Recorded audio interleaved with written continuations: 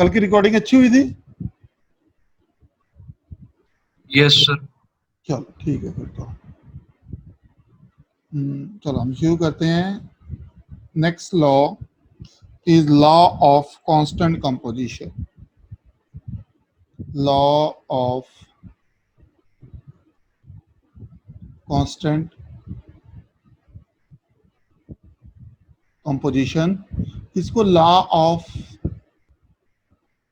Definite proportion भी कहा जाता है। ओके, अच्छा मेरे को ये बताओ, अगर मैं बात करूं वाटर की, वाटर हमें कहां कहां से मिलता है? What are the sources of water? Sir sea. Rain, sea, pond, lake और ground water, sir mountains. Right? या फिर किसी भी हमें केमिकल रिएक्शन से। माउंटेन पे भी रेन का ही आता है। ओके, यस कहने सर। का मतलब है वाटर है, वाटर हम किसी भी सोर्स से ले लें, चाहे वाटर हम किसी भी सोर्स से ले लें, ओके, बट वाटर के अंदर हाइड्रोजन रेशो ऑक्सीजन हमेशा 1:8 रहती है। ठीक है, वाटर के अंदर हाइड्रोजन रेशो ऑक्सीजन हमेशा 1:8 रहती है, चाहे वाटर हमने किसी भी सोर्स से लिया हो, चाहे वाटर हमने किसी भी सोर्स से लिया हो। ओके, तो दैट इज द कॉम्पोजिशन जो है वो कांस्टेंट रहती है, प्रपोर्शन जो है वो डेफिनेट रहती है। ओके, सेम मुझे ये बताओ, कार्बन डाइऑक्साइड कहां कहां से मिल सकती है? हाँ जी, किसी भी फैक्ट्री से, हाँ जी, मोटर व्हीकल से, बर्निंग ऑफ कोल से, राइट? या हम लोग एक्सेल करते हैं, हम लोग छोड़ते हैं कार्बन डाइऑक्साइड वो वाली। तो 4-5 सोर्स हो गए। तो कहने का मतलब है कार्बन डाइऑक्साइड चाहे किसी भी सोर्स से ली जाए, इसके अंदर कार्बन रेशो ऑक्सीजन हमेशा से ही 3:8 रही है। ओके, कार्बन डाइऑक्साइड के अंदर कार्बन रेशो ऑक्सीजन हमेशा 3:8 रहेगी, चाहे कार्बन डाइऑक्साइड आप किसी भी सोर्स से क्यों ना मिली हो। समझ आ गया? हाँ यस जी, sir. Okay. So it states that, मैं डेफिनेशन लिख रहा हूं, इट states that, okay, a pure chemical compound, a pure chemical compound always contain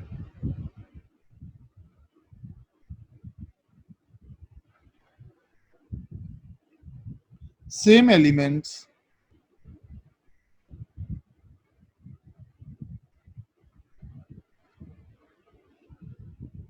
combined together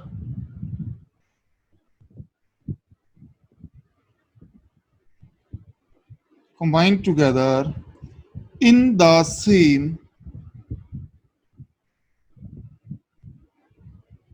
in the same definite proportion by weight।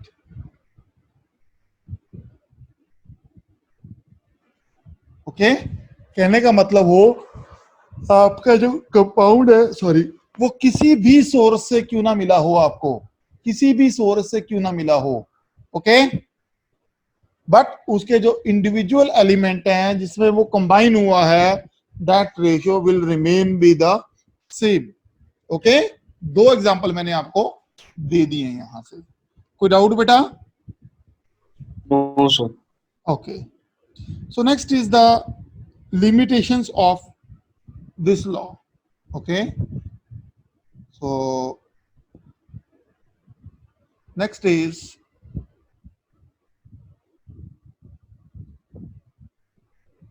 Limitation of this law, इस law की limitation क्या है? Okay, इस लॉ की लिमिटेशन क्या है?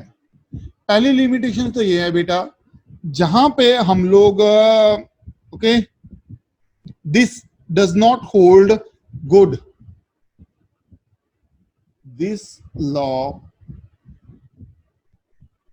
Does not hold good, okay, when a compound is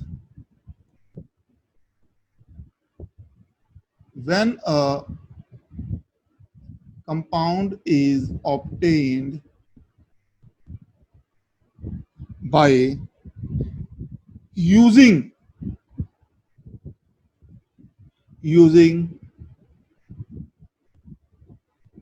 different isotopes, okay. For example hydrogen के कितने आइसोटोप होते हैं बेटा?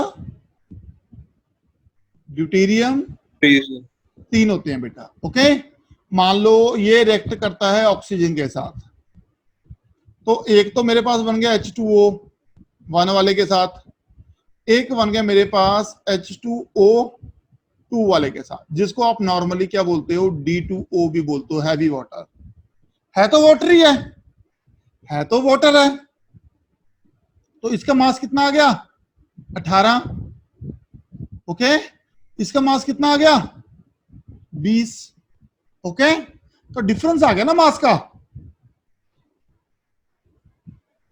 तो रेशो का भी डिफरेंस आ गया, ठीक है। ऑल्सो डिफरेंस इन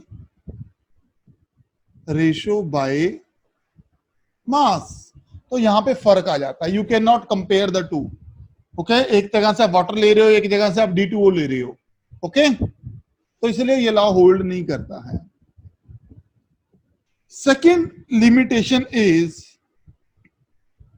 ओके, अब कार्बन और ऑक्सीजन मिलके 2 कंपाउंड बना सकते हैं। मान लो मैंने C2H5OH ले लिया, इसका नाम होता है बेटा इथाइल अल्कोहल, जो पीने वाले लोग हैं उसी का यूज करते हैं, इथाइल अल्कोहल, ओके। तो इसके अंदर देखा जाए, मैंने कार्बन कितने लिए? 2, ऑक्सीजन कितने लिए? 1, हाइड्रोजन कितने लिए? 6, ठीक है। इन्हीं से मिलके CH3O CH3, इसको बोलते हैं dimethyl ether,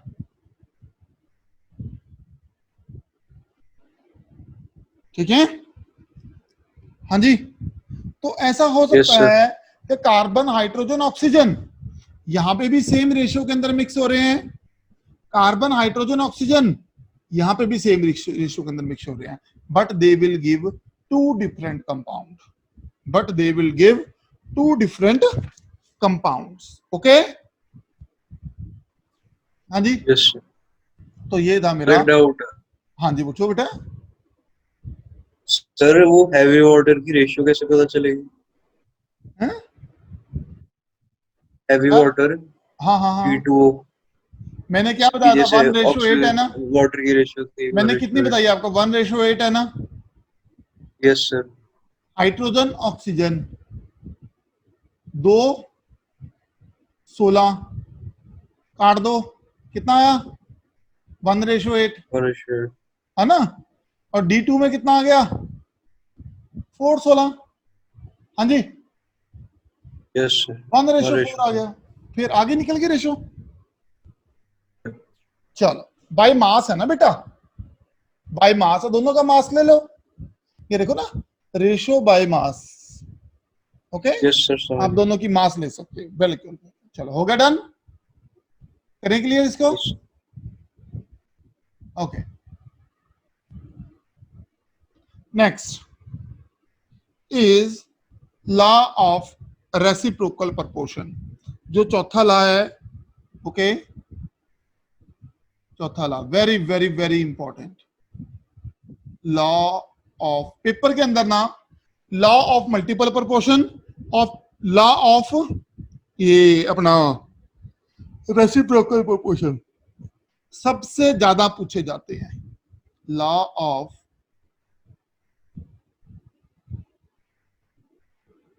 reciprocal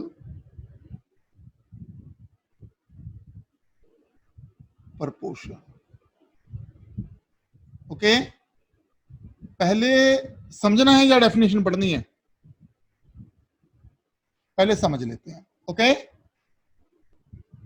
Yes, sir. मान लो मेरे पास एक तो हाइड्रोजन है, ओके, एक सल्फर है और एक है मेरे पास ऑक्सीजन, राइट। तो जब मेरा हाइड्रोजन एंड सल्फर मिलता है, या सल्फर या ऑक्सीजन मिलेगा, या हाइड्रोजन या ऑक्सीजन मिलेगा, तो ये कोई ना कोई कंपाउंड बनाएंगे।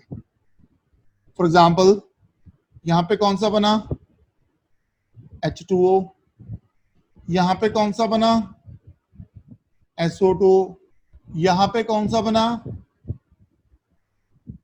H2S। ओके, हाँ जी, क्लियर है? Yes, sir. ओके, अब मुझे ये बताओ, इन तीनों में से कोई एक चीज कांस्टेंट रखनी है मैंने, इन तीनों में से कोई एक चीज कांस्टेंट रखनी है मैंने, कौन सी रखो बताओ, बताओ, इन तीनों में से कोई एक चीज कांस्टेंट रखनी है मैंने, बताओ कौन सी रखूं?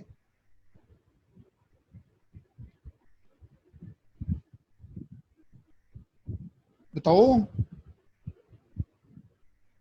हाइड्रोजन कांस्टेंट रखूं, सल्फर कांस्टेंट रखूं, या ऑक्सीजन कांस्टेंट रखूं? बताओ क्या रखना? Sulfur रख लेते हैं। सल्फर रख लेते हैं,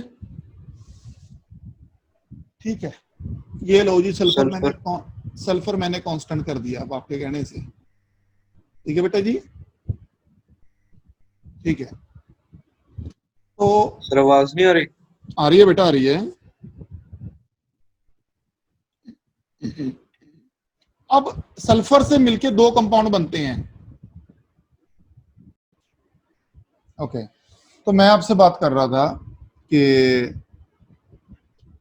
मेरे पास हाइड्रोजन है, सल्फर है, ऑक्सीजन है, ओके। तो आपने क्या करना है, आपने हाइड्रोजन और ऑक्सीजन, सल्फर ज्वाइन करना है, ऑक्सीजन एंड सल्फर ज्वाइन करना है, हाइड्रोजन एंड ये ज्वाइन करना है। इनको ज्वाइन करने के बाद आपने कंपाउंड बताना है। फॉर एग्जांपल इनको ज्वाइन करके मेरा हाइड्रोजन सल्फाइड बनता है, इनको ज्वाइन करके मेरा वाटर बनता है, और इनको ज्वाइन करके मेरा सल्फर डाइऑक्साइड बनता है। मैंने आपसे पूछा था कि कोई एक बताओ जिसको मैं कांस्टेंट रख सकूं, and you have chosen sulphur, you have chosen sulphur. अब आपने सल्फर को कांस्टेंट करके, ओके, हाइड्रोजन रेशो ऑक्सीजन निकालनी है इन H2S रेशो H2O, ओके, इन दोनों में, सॉरी, Yes. सल्फर होना चाहिए ना, सल्फर कांस्टेंट रख रहे हैं, सॉरी सॉरी, SO2 होगा सर। SO2 होएगा, very good very good very good, okay. तो आपने SO2 लेना है यहां पे, ratio SO2, hydrogen ratio oxygen निकालनी है, समझ गए आप? हाँ जी। सर फिर आप वाटर लोगे,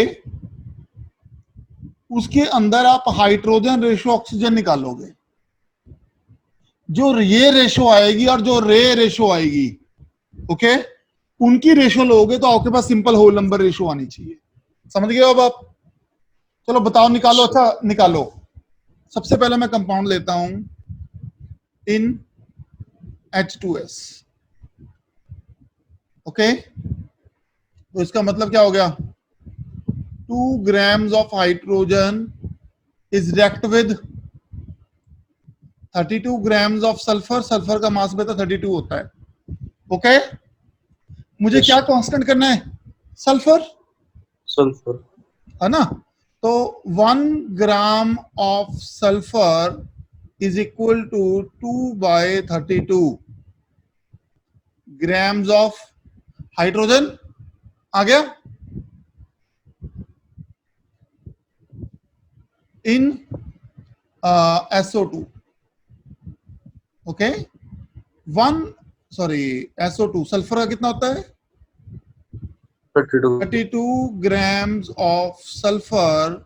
ऑक्सीजन के साथ 16 होता है, बट O2 है, तो कितना हो गया ऑक्सीजन का? 32.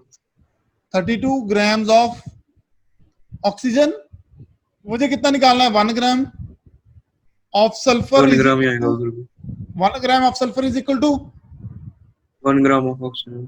चलो हम पूरा लिखते हैं, 32/32 ग्राम्स ऑफ ऑक्सीजन, यानी 1 ग्राम्स ऑफ ऑक्सीजन। ठीक है, और ये कितना आया था? 1/16 ग्राम ऑफ हाइड्रोजन। ओके, हाँ जी, Yes, sir. Done. Okay, then write down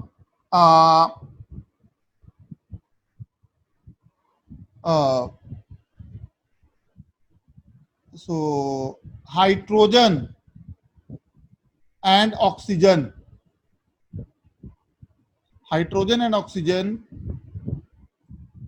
combined with fixed mass of sulfur.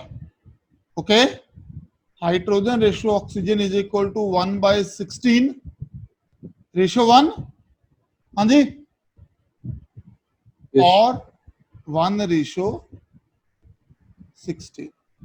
आ गया whole number ratio? Yes, sir. Good. अब क्या करना है हमने? अब हमने पार्ट 2 करना है।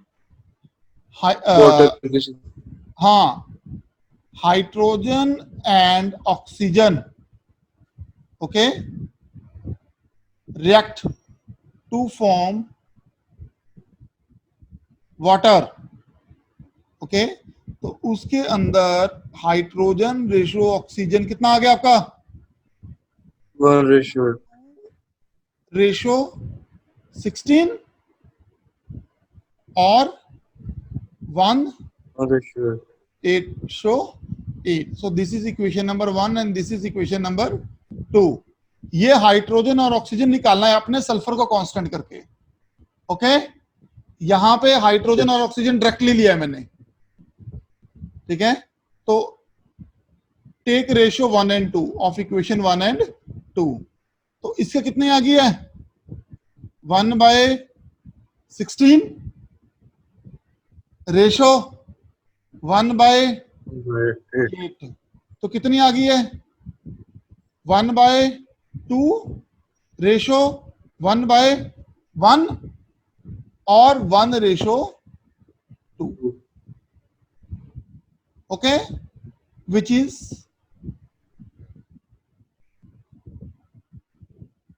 Simple whole number ratio, which is simple whole number ratio. समझाया?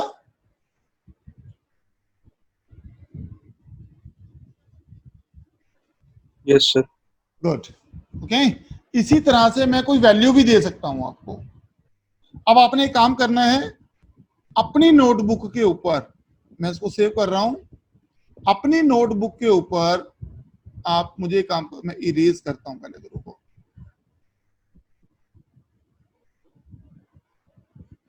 Okay, so that we are able to do it again, means you are able to do it। मैं इसको रब कर रहा हूं, आपकी कॉपी के ऊपर है ना अभी ये? Yes, sir. गुड। तो मैंने इसको पूरे को रब कर दिया,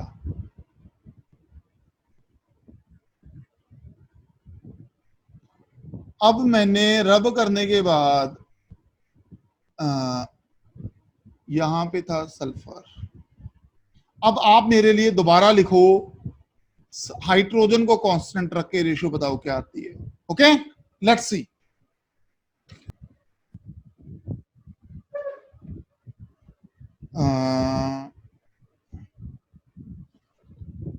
ऑलराइट, ये अच्छा है न्यूमेरिकल, सेम ही देता हूं बेटा मैं। ओके,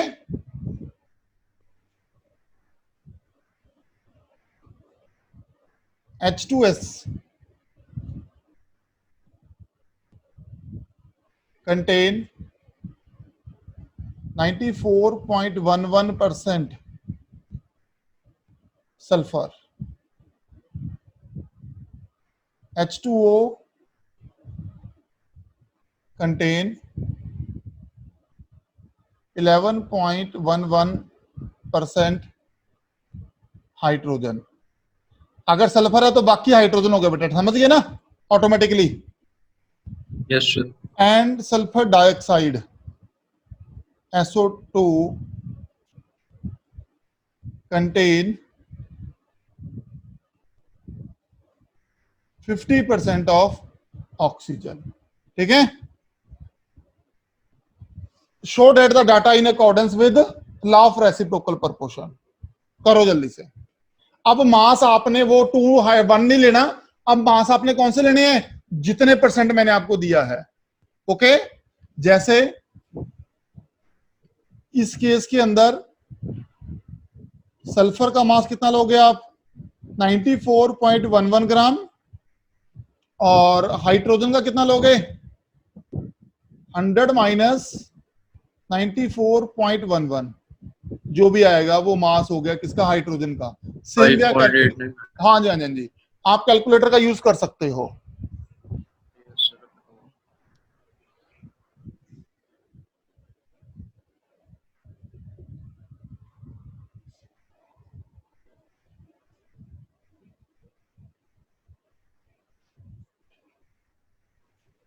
सर इसमें कांस्टेंट किसको लेना है? जो आपका दिल करे, ओके ठीक है। सर। बस मुझे फटाफट से एक आंसर निकाल दो, एक और है फिर खत्म जी। फाइनल आंसर क्या है, 2:1। Yes sir. चलो डन। अगला क्वेश्चन है मेरे पास, water contain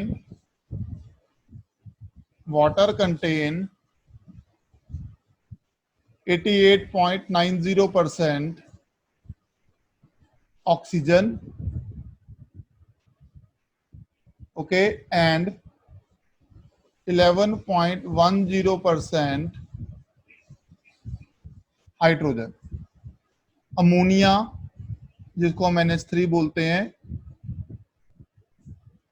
ammonia content 82.35% nitrogen, 82.35% nitrogen and 17.65%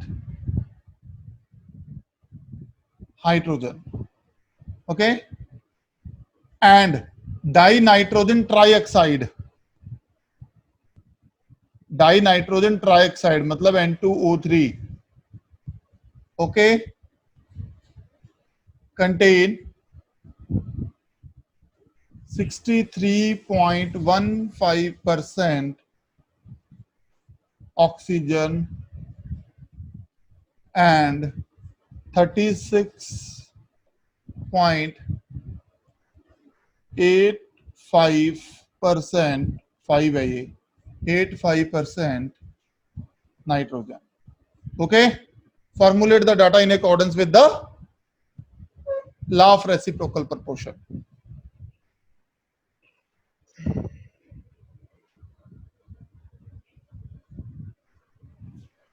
sir H2O में O की कितनी वो है परसेंटेज? हैं? H2O में O की कितनी परसेंटेज है? ओ की है 88.90, 88.90%। ठीक है बेटा, समझ आ रही है? Yes sir, yes. ये 100 माइनस कर लेना या फिर 11.10%। चलो,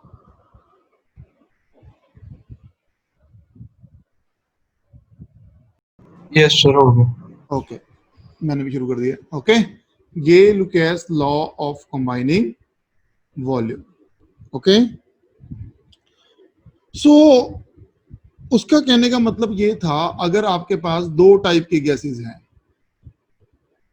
पहले टाइप की गैस प्लस दूसरे टाइप की गैस, अगर इसका एक वॉल्यूम है, इसका एक वॉल्यूम है, और ये दोनों रिएक्ट नहीं करती हैं, ओके, दोनों का एक एक वॉल्यूम है पर ये दोनों रिएक्ट नहीं करती हैं, ठीक है, तो जो रिजल्ट आएगा वो आएगा, जो टोटल वॉल्यूम होगा वो आ जाएगा आपके पास 2 वॉल्यूम। ओके, जो टोटल रिजल्ट आएगा वो कितना आ जाएगा आपके पास? 2 वॉल्यूम। क्लियर? तो व्हेन द तो डेफिनेशन क्या है? डेफिनेशन है when gases react together, okay, so इसका मतलब है when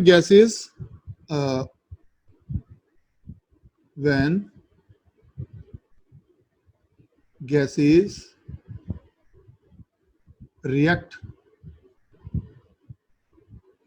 together, when gases react together or produced in a chemical reaction, in a chemical reaction, okay, they do so in a simple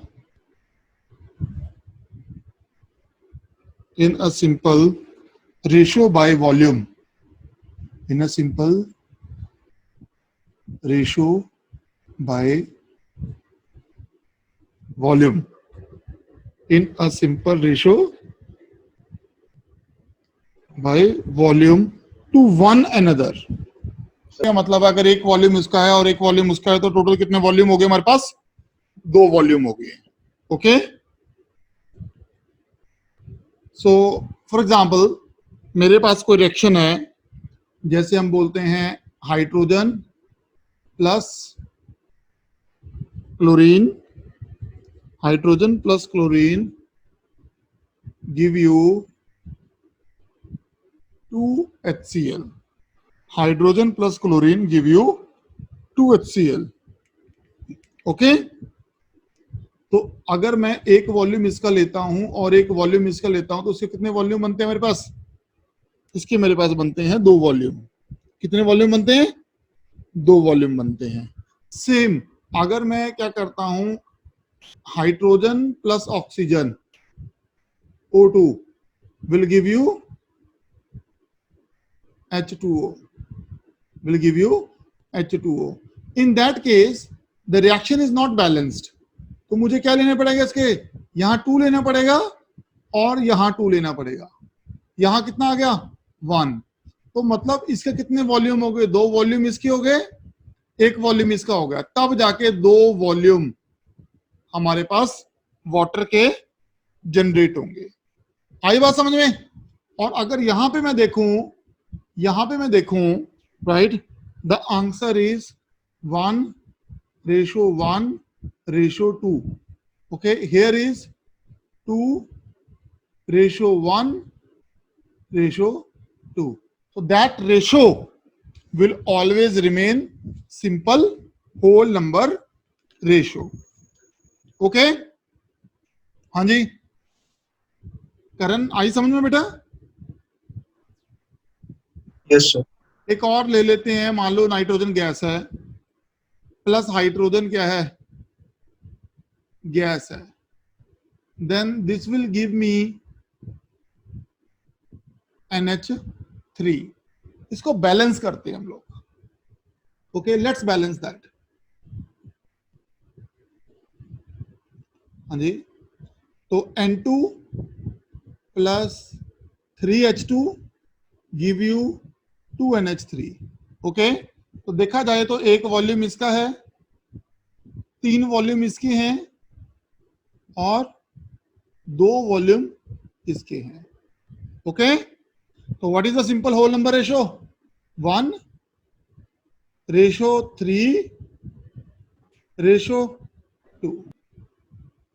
okay, 1:3:2। So that is the simple whole number ratio. Okay, बाकी numerical 2 ही important थे। Okay, one is on multiple proportion, okay, other is on reciprocal proportion। ठीक है बेटा? So please do the numerical। Harman, I will send you tomorrow's recording if you not got it। ठीक है बेटा, उसको देख लेना और आप एक बार करने की कोशिश करना reciprocal numericals. Okay okay Yes, sir. Okay okay okay. So let's rub this and again start with the fresh new topic। okay, the topic is Dalton atomic theory। Dalton atomic theory। Now what is that theory?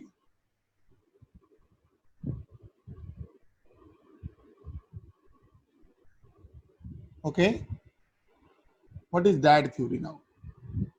Okay, so basically that theory is about sum of the point on atom given by Dalton।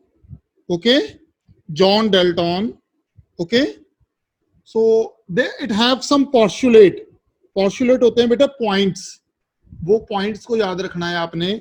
पहला point है कि matter जो है that is made up of extremely small individual particle, individual or invisible particle called atoms। okay, matter is made up of large number of atoms। Okay, जो matter है वो बहुत ही ज्यादा लार्ज नंबर ऑफ एटम से मतलब उससे मिल, जैसे मैंने बताया था मॉल का केस याद है आपको? जब मैंने ब्रिक के बारे में बताया था, तो brick is the repeating unit. Similarly atoms are the repeating unit. Atoms are the repeating unit. Okay, तो ये पहली ऑब्जर्वेशन थी। सेकेंड ऑब्जर्वेशन थी atoms of same element, atoms of the same element are identical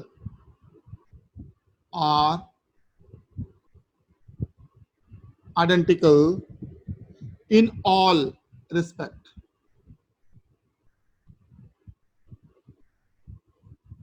in all respect कहने का मतलब है, मान लो मेरे पास 10 एटम है कार्बन के, 10 एटम है कार्बन के, तो सारे कार्बन के एटम के एक ही जैसे होंगे कि अलग अलग होंगे? बताओ करण, सारे कार्बन के एटम एक जैसे होंगे, अलग अलग होंगे? यस सर, सेम ही होंगे सर। सेम होंगे ना। तो सेम मान लो मेरे पास 100 ऑक्सीजन के एटम है, तो सेम और सारे सेम होंगे। तो यही है, बात कर रहा है कि atoms of same element are identical in all respect. Okay, चलो उसके बाद ये कह रहा है atom of different elements, atoms of different element, atoms of different element are different, are different in all respect। Atom of different element, element मान low carbon है, hydrogen है, ऑक्सीजन है, इनके एटम आपस में सेम होंगे, डिफरेंट होंगे? हरमन, इनके एटम्स आपस में सेम होंगे, डिफरेंट होंगे?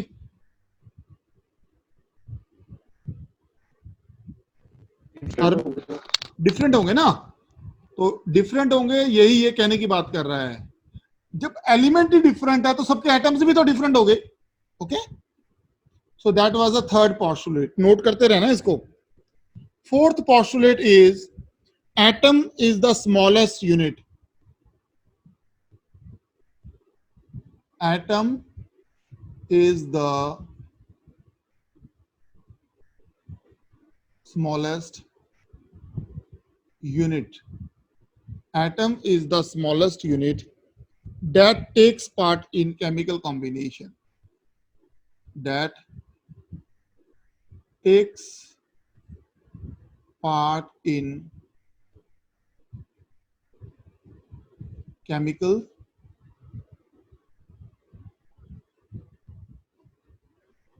combination. So atom is the smallest unit that take part in chemical combination. Okay, clear hai? The next point is atom of two or more elements,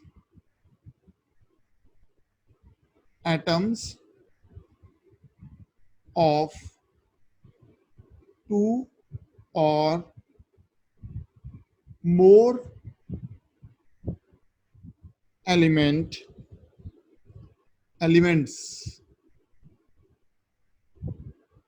combine in a fixed ratio, in a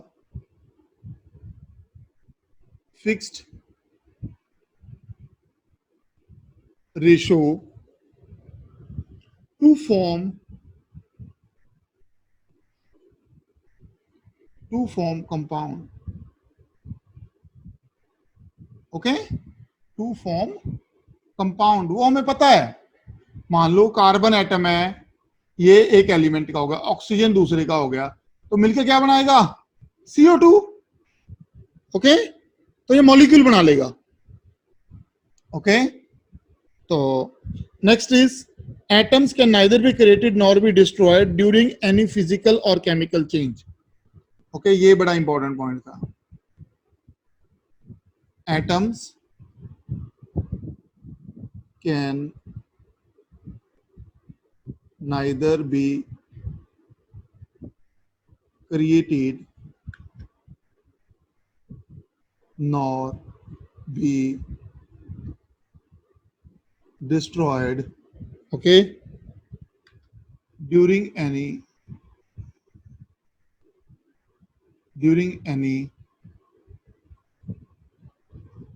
physical or chemical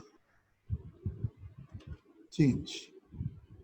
Okay, during any physical or chemical change. The last one,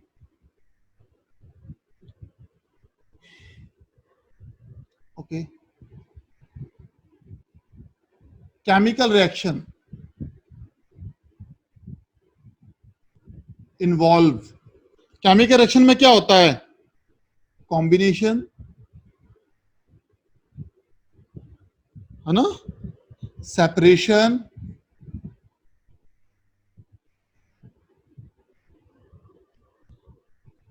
और rearrangement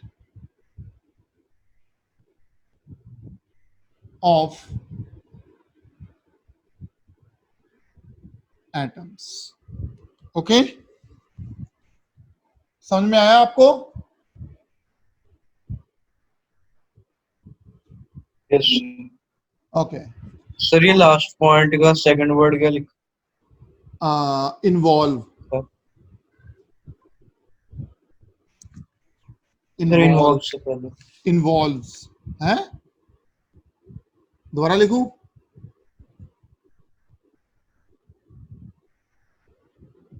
involve.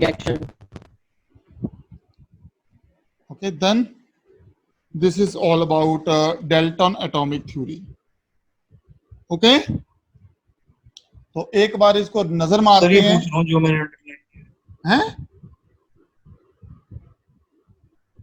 क्या कह रहे हो बेटा?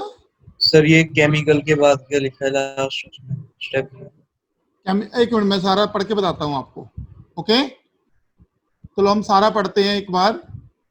पहला है matter is made up of large number of atoms. Okay, matter जो है आपकी वो बहुत ज्यादा, मान लो मेरा फोन है तो कितने सारे पार्टिकल से मिलके बना हुआ है, बहुत सारे एलिमेंट से, एटम से मिलके बना हुआ है। तो atom is the repeating unit. Okay, atom is the repeating unit. ठीक है, अगर मैं सेम एलिमेंट की बात कर रहा हूं, मेरा एलिमेंट क्या है, सेम है, तो उसके सारे एटम्स क्या होंगे, सेम होंगे इन ऑल रिस्पेक्ट। ओके, क्या होंगे, सेम होंगे इन ऑल रिस्पेक्ट। अगर मैं डिफरेंट एलिमेंट की बात कर रहा हूं तो सारे के सारे डिफरेंट होंगे इन ऑल रिस्पेक्ट। ऑब्वियसली बात है, carbon, hydrogen, oxygen, nitrogen, sulphur सारे डिफरेंट ही तो होते हैं, क्योंकि एटम्स डिफरेंट एलिमेंट को बिलोंग करेंगे। ओके, नेक्स्ट इज, मैंने पहले ही बताया, एटम जो है वो सबसे स्मॉलेस्ट यूनिट है that take part in chemical combination, that takes part in chemical combination. Okay, इससे छोटी कोई यूनिट नहीं है। सो एटम, जब दो या तीन तरह की एटम्स, मान लो कार्बन और ऑक्सीजन, कार्बन एटम और ऑक्सीजन एटम जुड़ेंगे, या तो कार्बन डाइऑक्साइड बनाएंगे या कार्बन मोनोऑक्साइड बनाएंगे, मतलब कुछ तो नया बनाएंगे। जो नया बनाएंगे या तो उसको कंपाउंड बोल लो, आजकल उसको मॉलिक्यूल बोलते हैं। ओके, उसके अलावा ये जो स्मॉलेस्ट चीज है, ये एटम जो है, ना तो इसको हम बना सकते हैं ना इसको हम तोड़ सकते हैं। It can neither be created nor be destroyed by any physical or chemical change. Last, chemical reaction involves RXN reaction है बेटा ये। ओके, यही प्रॉब्लम थी ना आपकी, RXN reaction। Okay, chemical reaction involves combination, separation, या तो दो को जोड़ दो या दो को अलग कर दो या दोनों को रीअरेंज कर दो। ओके, तो ऐसे से को हम क्या बोलते हैं, केमिकल रिएक्शन बोलते हैं। समझ में आ गया बेटा? सर एक बार लॉ ऑफ मल्टीपल प्रोपोर्शन की डेफिनेशन एक बार, लॉ ऑफ मल्टीपल प्रोपोर्शन की डेफिनेशन। ओके, यस एक मिनट मैं लिख देता हूं, right.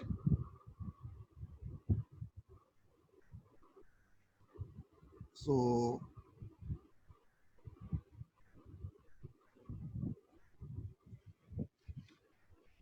according to this law, when according to this law, when two elements combine, when two elements combine to form more than one compound to form more than one compound, okay, to form more than one compound, then the masses of one of the element, then the masses of one of the element, sir then ये the law of constant composition नहीं है? नहीं, ये multiple proportion है बेटा, okay. तो sir फिर constant की नहीं लिखेंगे, मल्टीपल की तो लिखिए कांस्टेंट की। अच्छा, कांस्टेंट की लिखनी है, ओके ओके ओके, चलो यस सर। कांस्टेंट की लिख लो। A pure chemical compound always contain, according to this law, here it states that a pure chemical compound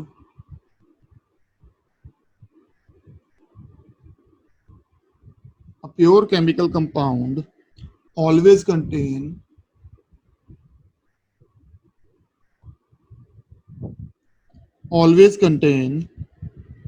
same elements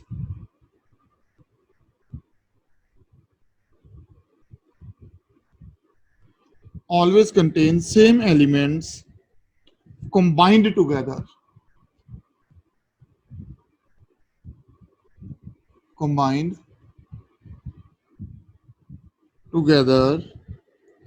in the same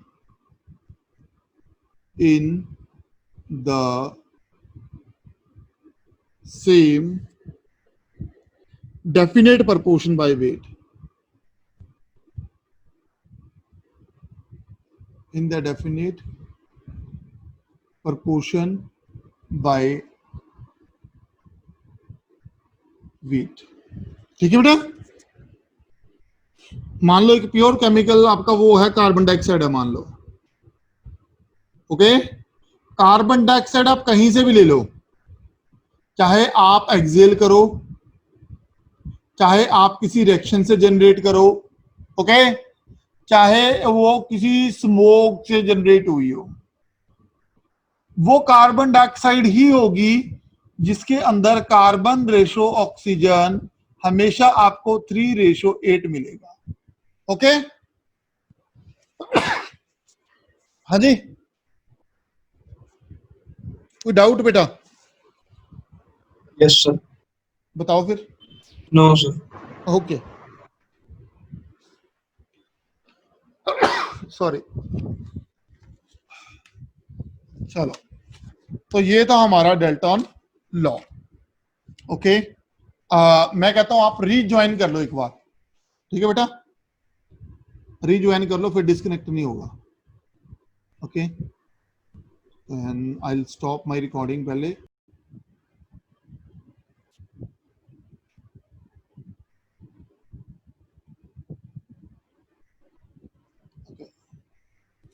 करें शुरू, ओके। सो postulates तो हमने पढ़ लिए Dalton atomic theory के, पर उसकी कुछ ना कुछ लिमिटेशंस थी,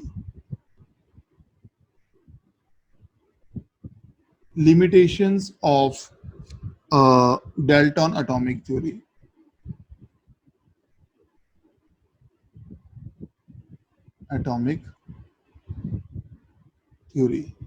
ओके, तो सिर्फ इसी चैप्टर का है थोड़ा सा, इसके बाद के जितने भी चैप्टर होंगे, ठीक है ना, उनके मेरे पास ऑलरेडी हैंड रिटन नोट्स बने पड़े हैं, ठीक है ना, तो आप लोगों को इतनी थ्योरी पढ़नी नहीं पड़ेगी, ठीक है, सिर्फ यही एक चैप्टर है, ओके। सो पहला पॉइंट तो ये था, it could explain the law of combination by mass, okay, not by volume, okay. It fail to explain, okay, the law of gases volume, the law of gases volume. पहला point तो यही था। Okay, अच्छा इसने बोला it could not explain why atoms of different element, okay, मान low carbon oxygen कोई और एलिमेंट है, उनके एटम आपस में डिफरेंट क्यों होते हैं? हाँ जी, okay, it could not explain, it could not explain why atom of different elements are different, why atoms of different elements are different. Okay, next number 3, इसने ये भी नहीं बताया, it could not explain how and why atoms of different elements combine with each other to form a compound. Okay, इसने ये भी नहीं बताया why two element combine, दो एलिमेंट एक दूसरे से जुड़ते ही क्यों हैं कंपाउंड बनाने के लिए, ठीक है ना, समझ गए? ओके, नेक्स्ट है it fail to explain the nature of forces, तो it fail to explain the nature of forces. Okay, it fails to explain the nature of forces between the molecules. Okay, हाँ जी, it gave no satisfactory explanation between the ultimate particle of an element and that of a compound. Right, so that means इसने ये भी नहीं बताया कि atom, कोई justification नहीं थी कि एटम जो है वो सबसे छोटी रिपीटिंग यूनिट है। ओके, तो ये पॉइंट्स थे, ये 5 पॉइंट्स जिसके बेस के ऊपर जो डेल्टन एटॉमिक थ्योरी थी बेटा वो क्या हो गई, वो फेल हो गई। ओके, वो फेल हो गई।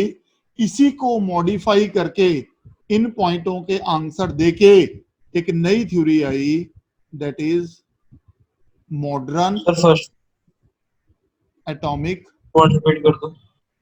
फर्स्ट वाला बेटा देखो, उसने जितना भी हमें डेल्टन एटॉमिक थ्योरी के अकॉर्डिंगली हमें जितने भी हमने किया था वो बाय मास था, जितने भी हमने एलिमेंट कंबाइन करे थे, जितनी भी हमने रेशो निकाली थी वो बाय मास निकाली थी। हाँ जी, याद है ना, बाय वॉल्यूम नहीं निकाली थी, वो बाय वॉल्यूम नहीं निकाली थी। यही उसका पहला ड्रॉबैक था डेल्टन एटॉमिक थ्योरी का।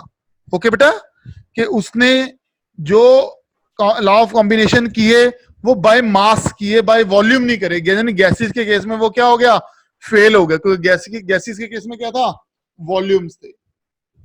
Okay,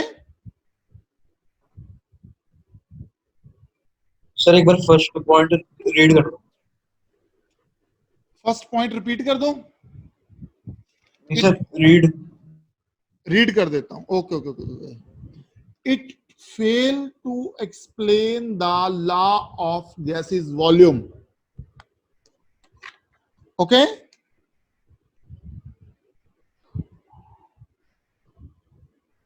yes sir. चलो, तो और बताओ कोई पॉइंट रह गया हो बेटा?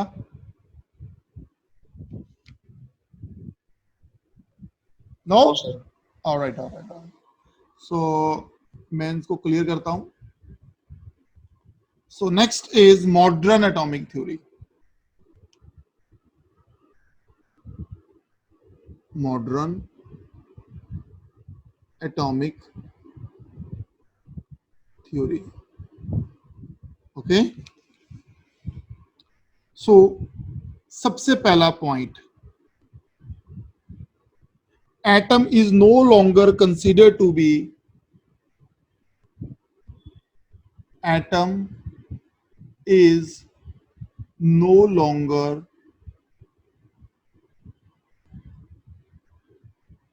considered to be indivisible, sorry।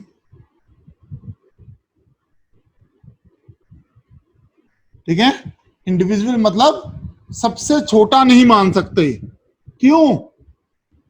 क्योंकि जो एटम है वो किससे मिलके बना हुआ है?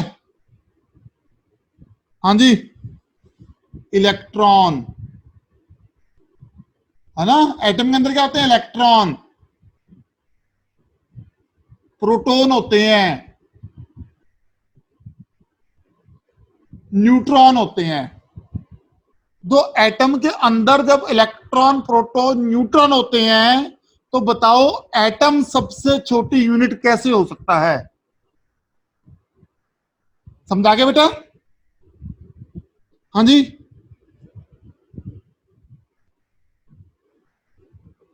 करण।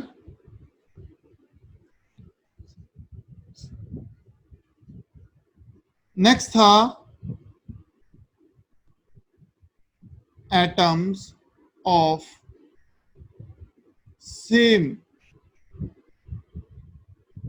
Element. Atoms of same elements. Sir ये इसकी पोस्टुलेट्स है ना?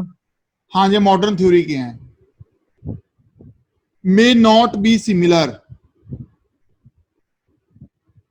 may not be similar, okay, may not be similar in all respect। उसने बोला था कि जो एटम होंगे सेम एलिमेंट के, वो सारे सेम होंगे। इसका मतलब अगर मैं हाइड्रोजन के 3 एटम ले रहा हूं तो सारे हाइड्रोजन सेम होने चाहिए, है ना, इन ऑल रिस्पेक्ट। ये कहता है ऑल नहीं हो सकता, ठीक है, एक दो प्रॉपर्टी में वो वेरी कर सकते हैं। जैसे इसका मास 1 है, इसका मास 2 है, इसका मास 3 है, तो ये तीनों आपस में क्या हो गए? आइसोटोप। ये तीनों आपस में क्या हो गए? आइसोटोप। ओके, चाहे ये हाइड्रोजन के 3 मॉलिक्यूल है, पर तीनों का मास क्या हो गया? अलग अलग हो गया। Okay, next is point number 3, atom of different elements. atoms of different elements, atoms of different elements may have similar one or more property, may have similar one or more property. Okay, जैसे मेरे पास हो गया carbon, हो गया nitrogen, हो गया, इसका atomic number 6 है, इसका 7 है। ओके, बट कार्बन 14 भी होता है, नाइट्रोजन 14 भी होता है, तो दोनों का क्या हो गया? मास सेम हो गया। ओके, सारी प्रॉपर्टी सेम नहीं हुई, कुछ प्रॉपर्टी क्या होगी? वो भी होगी। Okay, same calcium and argon. Okay, दोनों का एटॉमिक मास कितना हो गया? 40। चाहे दोनों अलग अलग हैं, कैल्शियम और आर्गन दोनों अलग अलग है, पर दोनों के मास क्या हो गए, सेम हो गए। ओके, इसलिए इनको क्या बोलते हैं हम लोग, isobars.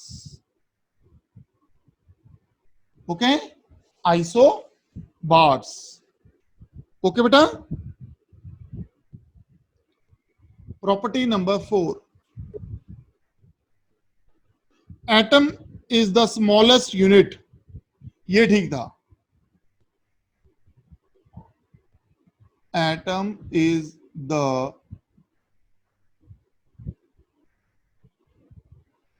smallest unit, okay, which take part in chemical reaction, which take part in chemical reaction, okay, क्योंकि इलेक्ट्रॉन नहीं लेते पार्ट, लेती तो एटम है पार्ट। ये पॉइंट उसका बिल्कुल वैलिड था। 5वां पॉइंट, ओके, उसने बोला था the ratio in which atom combine, the ratio in which atom combine, okay, the ratio in which atom combine may be fixed,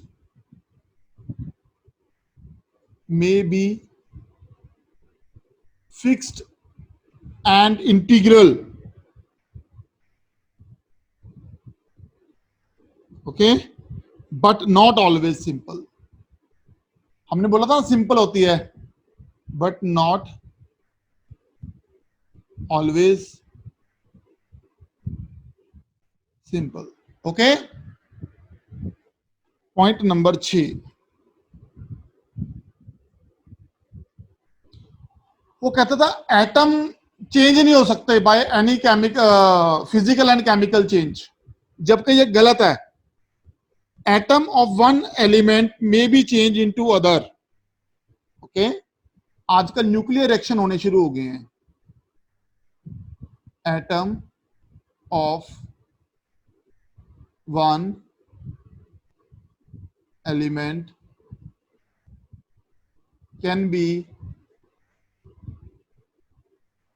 change into other, okay, can be changed into another, okay। 7वां last point, the mass of the atom, the mass of the atom, the mass of the atom can be changed into energy।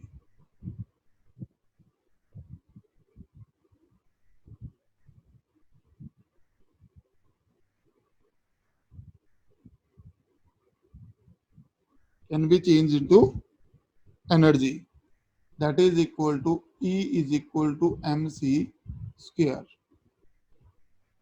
दोबारा लेता हूं, E is equal to mc square.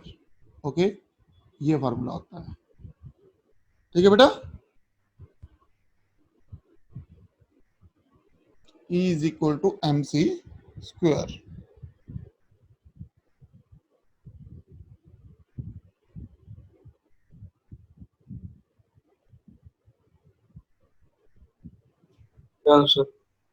Done. एक बार पढ़ लो, समझ लो, मुझे बता दो कोई प्रॉब्लम है तो, कोई पॉइंट में प्रॉब्लम है, ठीक है ना। तो नेक्स्ट हम करेंगे थोड़ा सा एवोगैड्रो हाइपोथेसिस, ठीक है, और उसके बाद कल आ जाएंगे हम वही मोल कंसेप्ट पे। कल हमारा मोल कंसेप्ट शुरू हो जाएगा, अब न्यूमेरिकल पोर्शन शुरू हो जाएगा थोड़ा सा। ओके।